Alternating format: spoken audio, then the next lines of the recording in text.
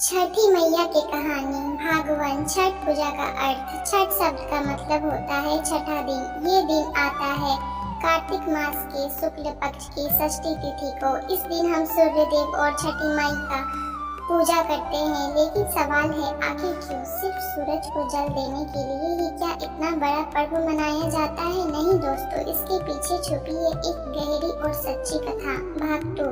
छठ पूजा की शुरुआत कहाँ से हुई? कहानी की शुरुआत होती है महाभारत के समय से, जब कुंती पुत्र कर्ण का जन्म हुआ था। कर्ण सूर्य देव के पुत्र थे। कहा जाता है हर सुबह वे गंगा जल लेकर सूर्य देव को अर्घ देते थे। सूर्य की ऊर्जा से उनका शरीर ऐसा तेजस्वी हो गया कि लोग उन्हें दानवीर कर्ण कहने लगे। कर्ण की यह सूर्य भक्ति ही छठ पूजा की पहली झलक थी। भाग 3। राम और सीता की कथा। अब चलते हैं त्रेता युग की ओर, जब भगवान राम लंका विजय के बाद अयोध्या लौटे थे। राज्याभिषेक के कुछ दिन बाद माँ सीता ने कार्तिक शुक्ल षष्ठी को सूर्य देव की उपासना की। उन्होंने सूर्य देव से प्रार्थना की, हे सूर्य देव, हमारी प्रजा सदैव सुखी रहे, घर घर में खुशियाँ हो। सीता माता ने जो व्रत किया वही आगे चलकर छठ व्रत कहलाया, इसलिए इसे सीताराम की छठ भी कहा जाता है। भाग 4। छठी माई कौन है? अब बात करते हैं छठी माई कौन है। लोग कहते हैं कि ये सूर्य देव की बहन है। इनका नाम है उषा, यानी प्रभात की देवी। कुछ लोग इन्हें प्रत्युषा भी कहते हैं, जो संध्या की देवी है। छठी मैया संतान की रक्षा करती है, परिवार में सुख देती है और मन की हर मुराद पूरी करती है। इसलिए महिलाएं बड़ी श्रद्धा से कहती है, हे छठी मैया, अपने ललना के लिए अर्घ चढ़ाए तो सुख शांति रखिया। भाग 5। छठ पूजा के 4 पवित्र दिन। छठ पूजा एक नहीं, पूरे 4 दिन चलती है और हर दिन का अर्थ है आत्मा की एक नई सीढ़ी। पहला दिन नहाए खाए। बढ़ती सुबह गंगा या किसी पवित्र नदी में स्नान करती है, शरीर और मन को शुद्ध करती है, घर में पवित्रता का वातावरण बनता है। इस दिन कद्दू, चना दाल और चावल से बना भोजन सूर्य देव को चढ़ाया जाता है। इसे खाने से आत्मा की पवित्र शुरुआत होती है। दूसरा दिन खरना। ये दिन सबसे कठिन माना जाता है। पूरा दिन व्रती निर्जला उपवास रखती है, न पानी न अन्न। सूर्यास्त के बाद गुड़ की खीर, रोटी और केले का प्रसाद बनता है। पहले सूर्य देव को अर्पित, फिर आपको बांटा जाता है।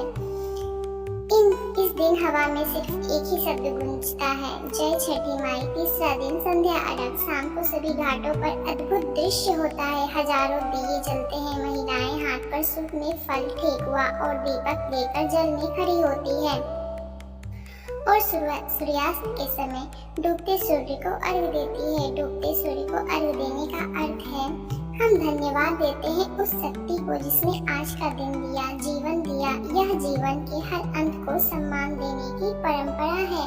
चौथा दिन उगते सूर्य को अर्घ। सुबह सुबह घाट पर पुनः सब इकट्ठा होते हैं। इस बार स्वागत होता है उगते सूर्य का। व्रती जल में खड़ी होकर कहती है, हे सूर्य देव, आपने अपने आशीर्वाद से हमारे जीवन को रोशनी से भर दो। यह दिन नई शुरुआत, नवजीवन और आशा का प्रतीक है। फिर व्रती का पारण होता है, यानी उपवास समाप्त। भाग 6। वैज्ञानिक रहस्य। दोस्तों, छठ पूजा सिर्फ धार्मिक नहीं, वैज्ञानिक भी है। सूर्य की किरणों से हमारे शरीर को विटामिन डी मिलता है। सुबह और शाम की किरणें त्वचा और मन के लिए सबसे शुद्ध मानी जाती है। इसलिए छठ में अर्घ सिर्फ पूजा नहीं, प्राकृतिक ऊर्जा उपचार है। जल में खड़ा रहना रक्त संचार को संतुलित करता है और व्रत मन की एकाग्रता को बढ़ाता है। यानी छठ पूजा है भक्ति और विज्ञान का संगम। भाग 7। माँ की ममता। अगर किसी ने कभी देखा हो कि कैसे एक माँ ठंडे जल में घंटों खड़ी रहती है, तो वो समझ सकता है कि माँ की ममता क्या होती है। छठ पूजा में माँ अपने बच्चों की खुशियों के लिए, उनकी लंबी उम्र के लिए बिना पानी पिए ठंडे पानी में खड़ी होकर सूर्य देव से कहती है, मेरे बच्चे पर कभी कोई आँच न आए। यही है इस पर्व की सच्ची आत्मा। भाग 8। समाज और एकाग्रता। छठ पूजा में कोई ऊंच नीच नहीं होता। सब साथ बैठते हैं, साथ पूजा करते हैं। घाटों पर हर धर्म, हर वर्ग के लोग मिलते हैं। कोई अमीर नहीं, कोई गरीब नहीं, बस सब भक्त है। यही इस पर्व का सबसे बड़ा संदेश है। एकता में ही ईश्वर बसते हैं। भाग 9।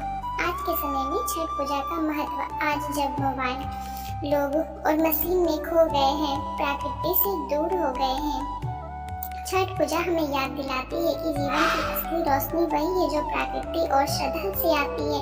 छठ पूजा हमें सिखाती है धैर्य, कृतज्ञता, भाग 10 समापन। दोस्तों, जब अगली बार आप किसी घाट पर दियों की रोशनी देखें या किसी माँ को जल में खड़ा देखे तो याद रखना, वो सिर्फ पूजा नहीं कर रही, वो अपने पूरे परिवार की खुशियों की रक्षा कर रही। सूर्य देव की रोशनी जब जल पर पड़ती है तब छठ माई के आशीर्वाद से हर दिल में नई सुबह उठती है। जय छठी मैया, जय सूर्यदेव।